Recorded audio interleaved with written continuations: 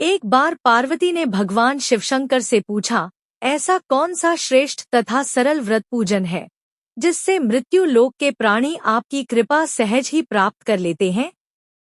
उत्तर में शिवजी ने पार्वती को शिवरात्रि के व्रत का विधान बताकर यह कथा सुनाई। एक गांव में एक शिकारी रहता था। पशुओं की हत्या करके वह अपने कुटुंब को पालता था। वह एक साहूकार का ऋणी था, लेकिन उसका ऋण समय पर न चुका सका। क्रोधवश साहूकार ने शिकारी को शिवमठ में बंदी बना लिया। संयोग से उस दिन शिवरात्रि थी। शिकारी ध्यानमग्न होकर शिव संबंधी धार्मिक बातें सुनता रहा। चतुर्दशी को उसने शिवरात्रि की कथा भी सुनी। संध्या होते ही साहूकार ने उसे अपने पास बुलाया और ऋण चुकाने के विषय में बात की। शिकारी अगले दिन सारा ऋण लौटा देने का वचन देकर बंधन से छूट गया। अपनी दिनचर्या की भांति वह जंगल में शिकार के लिए निकला, लेकिन दिन भर बंदीगृह में रहने के कारण भूख प्यास से व्याकुल था। शिकार करने के लिए वह एक तालाब के किनारे बेल वृक्ष पर पड़ाव बनाने लगा। बेल वृक्ष के नीचे शिवलिंग था जो बिल्वपत्रों से ढका हुआ था। शिकारी को उसका पता न चला। पड़ाव बनाते समय उसने जो टहनियां तोड़ी वे संयोग से शिवलिंग पर गिरी। इस प्रकार दिन भर भूखे प्यासे शिकारी का व्रत भी हो गया और शिवलिंग पर बेलपत्र भी चढ़ गए। एक पहर रात्रि बीत जाने पर एक गर्भिणी मृगी तालाब पर पानी पीने पहुंची। शिकारी ने धनुष पर तीर चढ़ाकर ज्यों ही प्रत्यंचा खींची, मृगी बोली, मैं गर्भिणी हूँ, शीघ्र ही प्रसव करूंगी। तुम एक साथ दो जीवों की हत्या करोगे, जो ठीक नहीं है।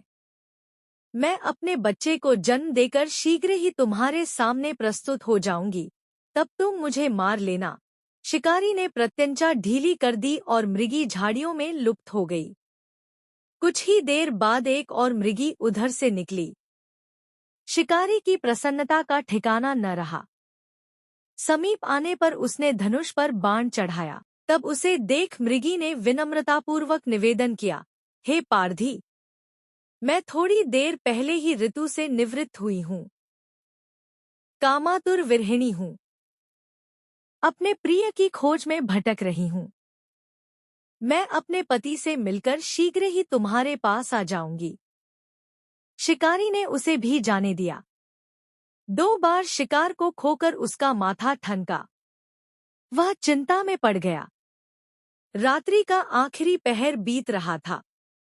तभी एक अन्य मृगी अपने बच्चों के साथ उधर से निकली। शिकारी के लिए यह स्वर्णिम अवसर था। उसने धनुष पर तीर चढ़ाने में देर न लगाई। वह तीर छोड़ने ही वाला था कि मृगी बोली, हे पारधी, मैं इन बच्चों को पिता के हवाले करके लौट आऊंगी। इस समय मुझे मत मार। शिकारी हंसा और बोला, सामने आए शिकार को छोड़ दूं, मैं ऐसा मूर्ख नहीं। इससे पहले मैं 2 बार अपना शिकार खो चुका हूँ। मेरे बच्चे भूख प्यास से तड़प रहे होंगे। उत्तर में मृगी ने फिर कहा, जैसे तुम्हें अपने बच्चों की ममता सता रही है, ठीक वैसे ही मुझे भी। इसलिए सिर्फ बच्चों के नाम पर मैं थोड़ी देर के लिए जीवनदान मांग रही हूँ। हे पारधी, मेरा विश्वास कर, मैं इन्हें इनके पिता के पास छोड़कर तुरंत लौटने की प्रतिज्ञा करती हूँ। मृगी का दीन स्वर सुनकर शिकारी को उस पर दया आ गई। उसने उस मृगी को भी जाने दिया।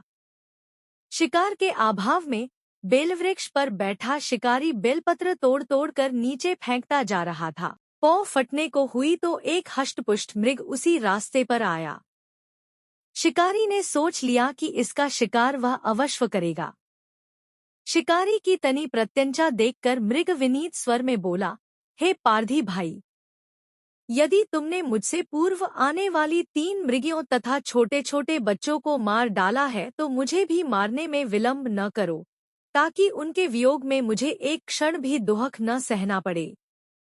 मैं उन मृगियों का पति हूँ। यदि तुमने उन्हें जीवन दान दिया है तो मुझे भी कुछ क्षण जीवन दान देने की कृपा करो। मैं उनसे मिलकर तुम्हारे सामने उपस्थित हो जाऊंगा। मृग की बात सुनते ही शिकारी के सामने पूरी रात का घटनाचक्र घूम गया। उसने सारी कथा मृग को सुना दी। तब मृग ने कहा, मेरी तीनों पत्नियां जिस प्रकार प्रतिज्ञाबद्ध होकर गई हैं, मेरी मृत्यु से अपने धर्म का पालन नहीं कर पाएंगी। आठ जैसे तुमने उन्हें विश्वासपात्र मानकर छोड़ा है, वैसे ही मुझे भी जाने दो। मैं उन सब के साथ तुम्हारे सामने शीघ्र ही उपस्थित होता हूँ। उपवास, रात्रि जागरण तथा शिवलिंग पर बेलपत्र चढ़ाने से शिकारी का हिंसक हृदय निर्मल हो गया था। उसमें भगवत शक्ति का वास हो गया था। धनुष तथा बाण उसके हाथ से सहज ही छूट गए। भगवान शिव की अनुकंपा से उसका हिंसक हृदय कारुणिक भावों से भर गया। वह अपने अतीत के कर्मों को याद करके पश्चाताप की ज्वाला में जलने लगा। थोड़ी ही देर बाद मृग सपरिवार शिकारी के समक्ष उपस्थित हो गया ताकि वह उनका शिकार कर सके, किंतु जंगली पशुओं की ऐसी सत्यता, सात्विकता एवं सामूहिक प्रेम भावना देखकर शिकारी को बड़ी ग्लानि हुई। उसके नेत्रों से आंसुओं की झड़ी लग गई। उस मृग परिवार को न मारकर शिकारी ने अपने कठोर हृदय को जीव हिंसा से हटा सदा के लिए कोमल एवं दयालु बना लिया। देवलोक से समस्त देव समाज भी इस घटना को देख रहा था। घटना की परिणति होते ही देवी देवताओं ने पुष्प वर्षा की। तब शिकारी तथा मृग परिवार मोक्ष को प्राप्त हुए।